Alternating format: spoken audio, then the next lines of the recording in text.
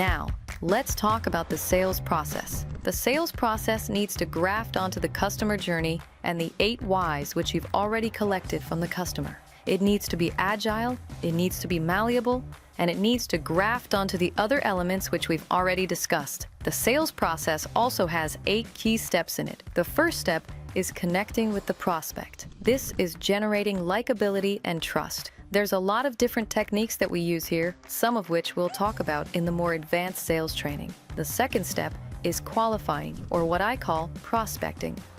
You want to understand, is this person the right fit for your vehicle? Have they experienced a trigger to the sale? Do they have a genuine need? Do they actually fit the customer profile that you're looking for? Are they qualified as a hot prospect who is going to buy? And you will notice these actually also graph onto the 8 whys. Trust the group, trust the brand, trust you. These are quintessential elements. Then in step 6, you want to sit back and advise. Do not try to sell the customer something they do not need. Once you've acquired all this information about the customer, give them honest advice, and do not be shy to compare and contrast the different competitor offerings in the market. Do not sell someone something that they do not need. And then you pitch, you trial close, and ask for the sale. And this whole process should take about 28 minutes. You are going to walk the person through all 8 steps. In some cases, the steps are malleable. You can move them around. For example, some of the professional salespeople that I work with, they do the trial close right at the beginning. The person walks in the dealership and then they'll say, cash or credit card. The guy will say, what are you talking about? They say, for your deposit on your new Ram TRX 777. You want to put it down on cash or credit card? The prospect says, no, I don't want a Ram TRX. They say, oh, sorry, mixed you up with someone else. I thought you were coming in to buy the Ram TRX. What are you looking for? So now they've already done a trial close. I can also do the trial close while I'm pitching the brand. Hey, by the way, are you going to be using this off-road because we have an off-road package? Do you want me to put the roof rack on? It's another 1,300 dirhams, but it looks beautiful. Did you want that on yours? You start asking their accessories, and you start doing that trial close. What are the options they want? Is this the kind of vehicle that they want to buy? The trial close can move around a little bit, but the other steps, they really cannot move. There's no point in going for the sale because then they're going to come up with an objection. They might say, oh, well, it looks a bit pricey. Don't buy the objection. They do not think it is too pricey. What the person's really saying is they don't trust the brand, they don't trust the company, or they don't trust you. You need to walk through these 8 steps almost in order, minus the trial close, which you can move around as you become more advanced.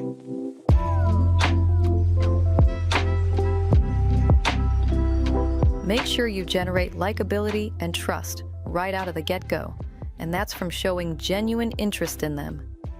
They won't care about what you're saying until they know how much you care about them. Ask simple questions. Be genuine and interested. Hey, are you working out here? What do you do? Oh, how's that industry? Is it time for a new car? No, I'm gonna keep this car. I want to go camping though. My kids really want to go camping, and we want to get into that. If you love camping, say, oh yeah, I love camping. I just went camping in Badiar 2 weeks ago. I love the desert at night. Where are you thinking of going camping? If it's genuine, you have to be genuine. You have to be sincere. If you don't like camping, be honest. Hey, I don't know anything about camping. Because they're going to start asking you questions about camping, and you won't know the answers to them, and you're going to blow your trust. Never put your integrity at risk. Never put the trust that the customer has in you at risk. You have to be able to connect with that customer, with that prospect, in a genuine and sincere way. You need to have a baseline of people skills if you're going to be successful in this business. If you don't like connecting with people, if you're not genuinely interested in people, just quit now. This is not the right line of work for you. You need people skills if you're going to be successful in sales.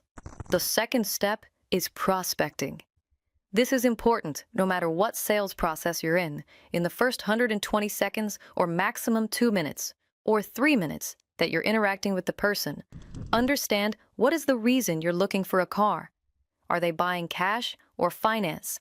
Do they want to trade in their current vehicle?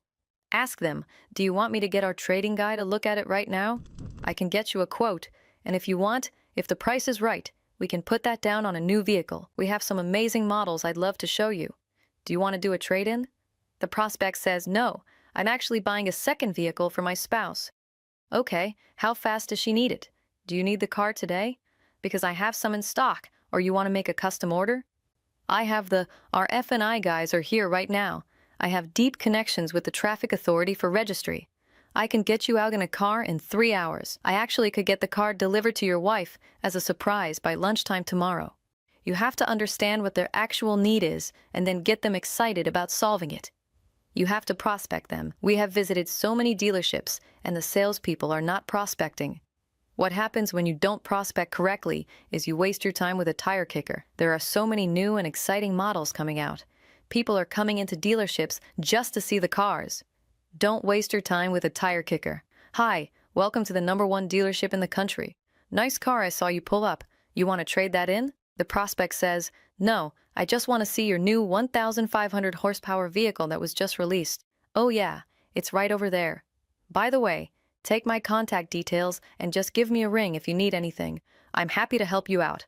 And then move on. Find a prospect who's hot, who's actually moving through your customer journey.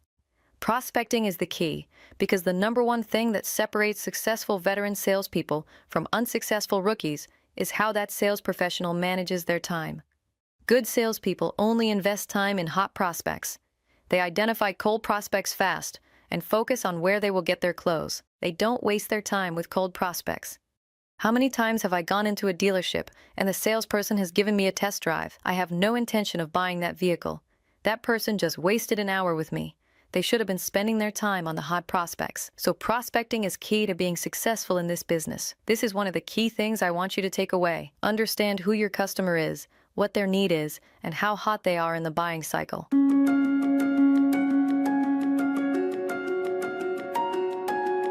I'm harping on this a little bit because it is so important. Make sure that you find out if they're cash or finance.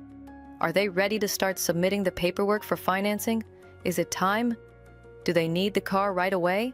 Do they want the trade-in? We visited, I think, 34 dealerships in a span of 2 weeks, and I think there was less than 10% of the dealerships that asked for the trade-in.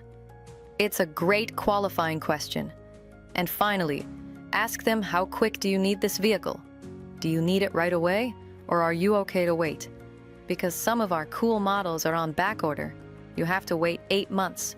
But I have some amazing models on the floor right now, which we can get out within 48 hours.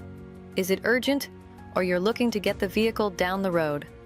Make sure you prospect, and these are some of the key areas to touch on. Now that you have qualified your prospect, you are now going to move into the pitch, which is steps 3 to 5 of your sales process. And as you become more advanced, you'll learn how to design a pitch that is just an immaculate piece of art that drives closing behavior. But we're not there yet. So let's get the basics down. So now, we're talking about establishing the 3 trusts.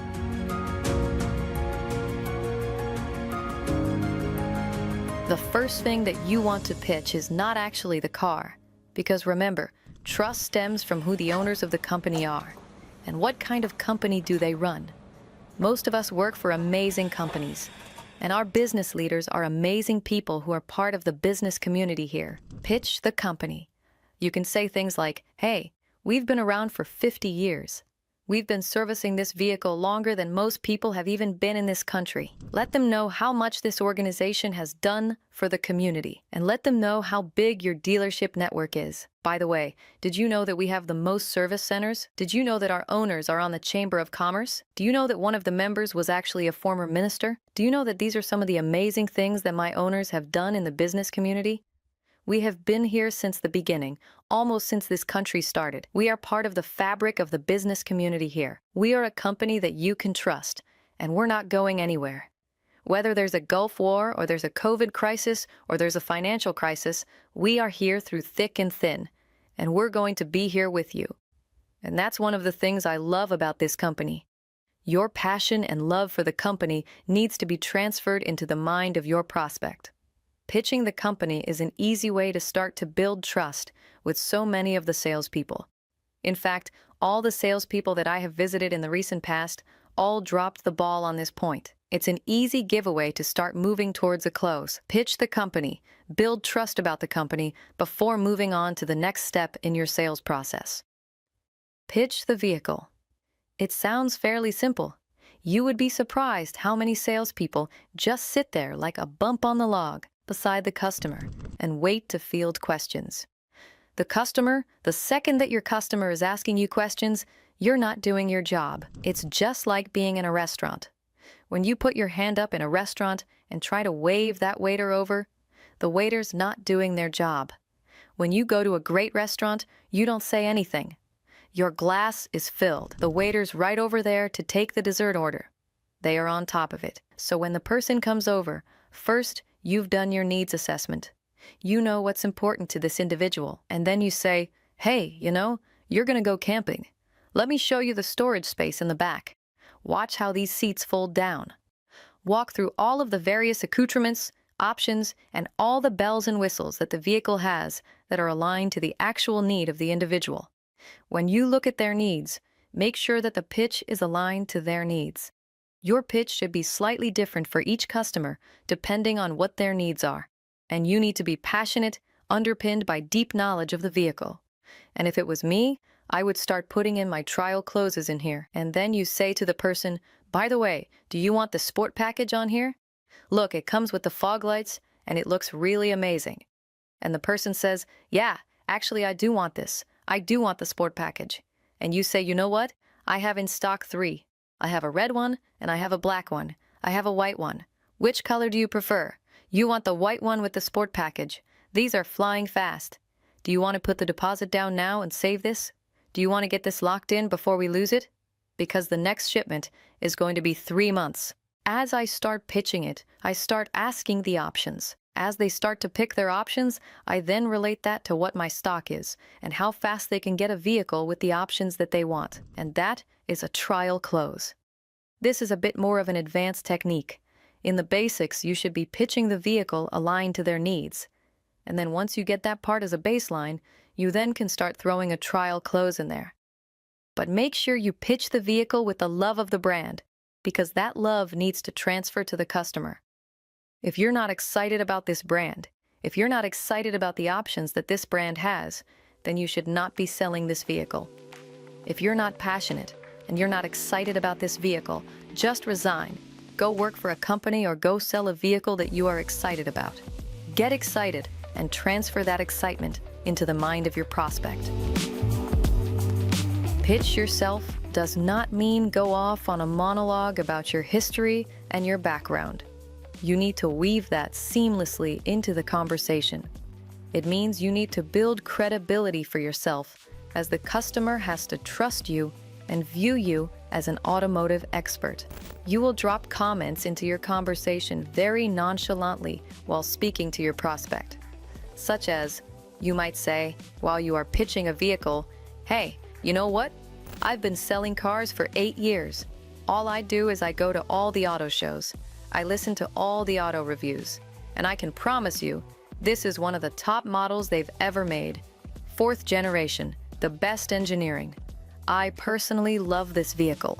This seems like an innocent statement, but it is really geared to position you as the automotive expert who has spent hours and hours researching cars, from attending events to reading reviews. You're coming to the table to advise them as an expert. You must take the positioning of an expert. Make sure you position yourself and present yourself as one.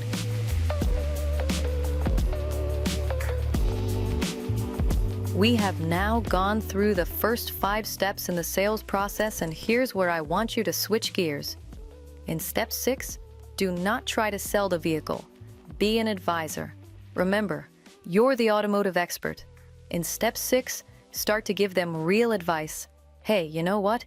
I know you really like the Ford Raptor R because it's got the 720 horsepower and whatever else comes with it. But you want to go overlanding. And if you want to go overlanding, the V6 is a much better option because it's got that gas mileage. You know, the gas mileage is about 40% better on the V6 than the supercharged V8. So if you're overlanding, you really don't need this. You really don't need the 720 horsepower. If you want, I would go for the V6, but you do whatever you want. And start to give them real advice. And then the customer will either give you pushback, no, I definitely want the V8, or he's like, oh, that's good advice. And you start to build trust in your customer relationship. One of my favorite North Stars, which applies here, is you can't lose what you don't have. If the vehicle is not right for this customer, they most likely will not end up buying it. You are much better off giving them strong, candid advice, building trust, and helping them buy the right vehicle for them. If you pressure someone to buy something that's not a fit for them, they're going to resent you, and you're going to lose that long-term repurchase behavior. If you act as an advisor, if you give your customer real advice, they're going to come back to you again and again and again, and you're going to build that customer for life. So move into, in the final stage, be the advisor. Give them honest advice. Don't be afraid to lose the sale. Be focused on building that long-term relationship. The trial close is very critical to your sales process. And I want you to pair this with the Rule of 9. I don't know if you've ever heard of the Rule of 9, but you can try this out on your friends. Once you ask somebody 9 times to close, or 9 times for a sale, they will give you a yes 90% of the time.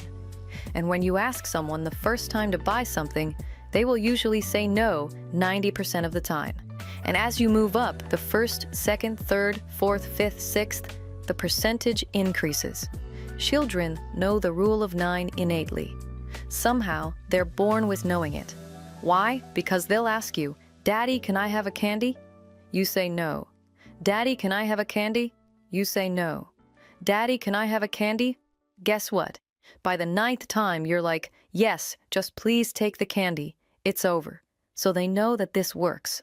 You can try it on your friends, your family, it works. So you have to think about, why does it work? Because if someone's in my dealership and I ask them to buy with a question such as, why don't you take it? And then they say, no, I need to think about it. So now I have asked once, and I will go for my second ask by using a trial close. Let me give you an example. He said he needs to think about it, but he is still standing there looking at the vehicle. So I go forward and pitch the vehicle. I say, this is a great-looking car, but they look even better with the sports package. With the sports bumper and those fog lights, it looks awesome. You want the sport package? He says, yes, the sport package is definitely an option I want. Then I say, I only have one left with the sport package in white in stock. You want to secure it, as the next shipment will be in 3 months. The guy says, I'm not sure. Now he has said no twice. In my head, I have to ask 7 more times. A rookie will say he is not buying the car. But if he did not want to buy the car, why is he standing in the dealership? He is staying there because he inherently wants to buy. If he is still there talking to you, that means he wants to buy. You need to have 9 or more closes built into your pitch. And keep it in your mind like a sports game. You need to take at least 9 shots on goal before you score. In a professional football game, the average striker has to take roughly 7 to 9 shots on goal before they score. Once you learn the Rule of 9, you will see it everywhere. So build the Rule of 9 into your pitch. We have clarified that the person is a qualified buyer, which you did at the beginning to qualify them. If they are a qualified prospect and you ask them to buy and they said no, but they are still standing in front of you, it means they want to buy, but something is holding them back. There's something else there that you need to clarify. So you keep going through it. Well, what else is? Are you worried about overlanding and getting stuck? Let me show you the differential on this. We have a triple locking differential. You simply cannot get stuck in this vehicle. And you start going back into your pitch and circle back and figure out, what is it? Does he not trust the company? Does he not trust the warranty? Is he concerned about the after-sales service? And then go back for another trial close. A simple one is to ask, does this fit your needs? Do you like this vehicle? He says, yeah, I love this vehicle. Then you say, do you want to take it? Or just ask him, why don't you take it? That is a very simple question that has actually improved. One of my friends improved his closing ratio by 30% by simple asking, why don't you take it? The most common objection you will get is the person says, "Yeah, I need to talk to my wife before I go through with a purchase like this." It's like, "Oh yeah, I totally understand." So now I've gotten 3 out of the way. The person is still standing in the dealership. Why is he there? He wants to buy the car, but there's some concern. Oh, the wife is the concern. So then you can start to address that. So you want to continually put trial closes in, and you want to use the rule of 9 in your head. So when you get to a more advanced stage in the sales process, you'll be creating your pitch from scratch. When I design a pitch, I am then going to design my pitch to have 9 different possible closes in there. So I'm asking for that close and constantly testing the waters, and as they say no, it's not that they don't want to buy the vehicle. It means there's something else there you need to figure out. Either they don't trust the brand, the company, or you. What is that trust issue, and how do I close on it? You have to surface those concerns. And a nice question is, do you have all the information you need, or is there any other information that you need before you feel comfortable moving forward with this? Then the person might tell you what their main concern is, and then it's very easy. Close the gap and then ask for the commitment. Don't let the person leave without trying to get a down payment. Get the deposit. Say, "You know what? If you want to save these vehicles, because these are flying, why don't you just put a small deposit like 3,000 dirhams? It's nothing, and that will save your spot with this car. It's fully refundable. Do you want to put the deposit down today?" Then the person says, "Let me put the deposit." Now you've got that commitment, and you start to guard your prospect from the competitors, because once the person puts the deposit, the chance of them going to the next dealership or going to the competitor dealership drops off significantly. Ask for the close, use the trial close, incorporate the trial close throughout your pitch, and use the rule of 9. Make sure that if you're losing a sale, then ask yourself, how many times have I asked for the close? If it's less than 5, if it's less than 3, you know you have more work to do. If you still can't close after the rule of 9, you have to look. There's probably something else going on there.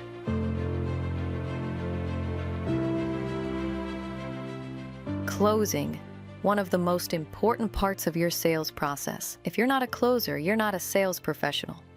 You want to put a North Star right now. One of the other North Stars that you want is be a closer. Be a playmaker. Be the person who puts the points on the board. Put it as a goal right now. You're going to be the #1 closer in this business. And a good closer takes away all the buyer anxiety. People are nervous when they're buying cars. It's a lot of money. Hey, am I going to have problems with this car? There's all kinds of nervousness there. A good closer just in fact, eradicates all of that and just makes it very casual. Here's some things you can say to get that close and to do it seamlessly, to do it with finesse, to do it with elegance. You look at that person, you say, "I've been doing this a long time. This car is you. This car is a perfect fit for you. Why don't you take it?" This is a simple thing to say. Another one, you're showing a car, say, "Let's get this paperwork done and get you on the road." Guy says, "Yeah, let's do it." Boom, done. Simple way to ask for the close. Sign off now. I can get this registered, insured. I can get this car on the road by this evening. There's all different ways to close, but you want to look at what is the one that's going to fit with you, with your personality, make it seamless, and start to write them out. So that is the close. Ask for the close. Ask for the sale, or you are not a sales professional. If you're not a closer, if you don't know how to close, then you're not a sales professional. And I'll tell you right now, 90% of the people who are in sales right now, they're not closers. They're order takers. It would make no difference if you sack them and you just get rid of them and replace them with anybody else. But one closer is worth 100 order takers. Make a commitment now to become a closer.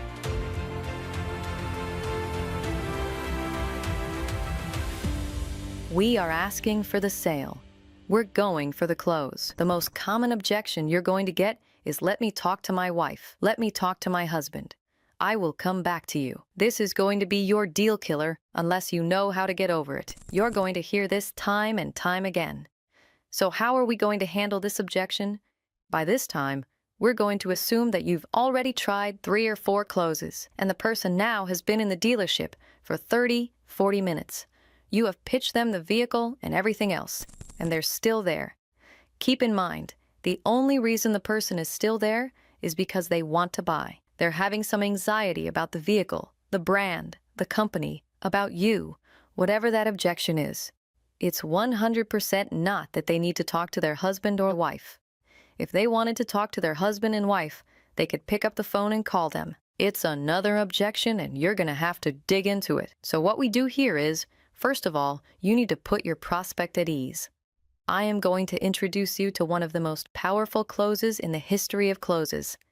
This is the reverse close. The key to using this reverse close is putting them at ease, agreeing with the candidate. If they say, "Look, I need to talk to my wife," you say, "Yeah, I'm 100% with you. Happy wife, happy life." You have to talk to her. I would do the exact same thing. I don't need the headache. I wouldn't make a move without my wife on board. Let's put this whole thing on ice. Let's kill it here.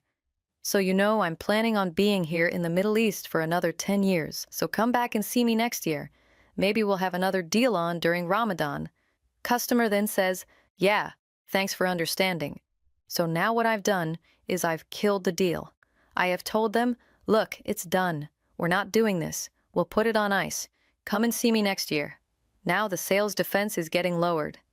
Then make some chit-chat to distract them from the whole situation, and after a few minutes you say, "By the way, could you just do me one favor? Could you tell me what attracted you to this vehicle in the first place?" Boom, reverse close right there. Then the person's like, "It is the safety, number one.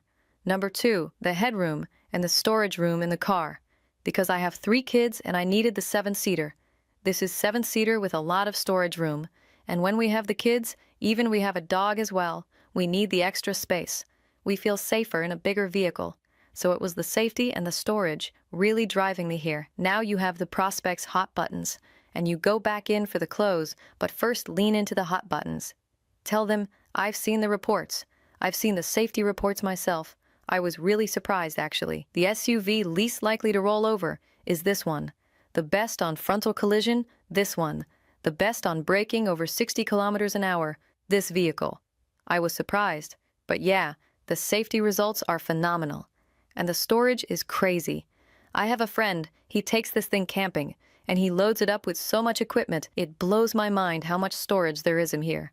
The 7 seats are awesome. Hey, look, I know we killed this, but why don't we just write it up so when you go to see your wife you have a full-on quote printed out with all your options, everything on the vehicle, and then you have something tangible in hand that you can discuss with her. And to lock the vehicle in, I just need a fully refundable deposit. And then you take that with your wife, and you can go through every single option, and you can actually see exactly your vehicle on paper. That is the magic of the reverse close. You reverse the process and let the customer close themselves. They feel the sales pitch is over, they take control, and highlight why they love the vehicle. In effect, closing themselves. And then you ask for the commitment and sign the deal.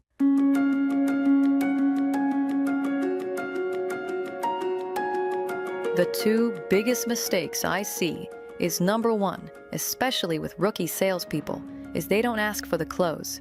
If you don't ask for the sale, it's going to be very hard for you to be a sales professional. You need to ask for the sale. You need to ask for the close. You need to ask the prospect or the customer to buy. That brings me to the second biggest mistake with rookies. They often jump to the close too soon. They're getting into the pitch and trying to close where that particular prospect has not moved effectively through the customer journey. They have not covered the 8 whys. The prospect has not been triggered to buy a new vehicle. They have no need. The salesperson is then in no position to ask that person to close. Asking to close at the wrong time is not a good idea. Make sure you follow your sales process. Number 1, connect with the individual. Create trust and likability. Number 2, prospect them. Gather information. Understand what the customer need is and how urgent it is. And then if your vehicle matches their need, then go into the pitch and make sure you create trust for the group, for the company, develop trust for the brand, for the vehicle, and develop trust for yourself. The 3 trusts. Confirm and then advise honestly. Be an advisor. Be an automotive expert, and then pitch. Do the trial close, and then go for the final close and ask for the sale. Close the deal. Those are your 8 steps of the sales process. And you're going to put these 3 together: the customer journey, the 8 whys, and your sales process. And that's going to start to give you the beginning of your sales skill set. This is the foundation stone, and there are many more advanced techniques that you'll learn as you go through your journey. But this is the foundation stone. These 3 elements, remember them. They're going to be a toolkit that you bring through your career. You have completed this section, the sales process.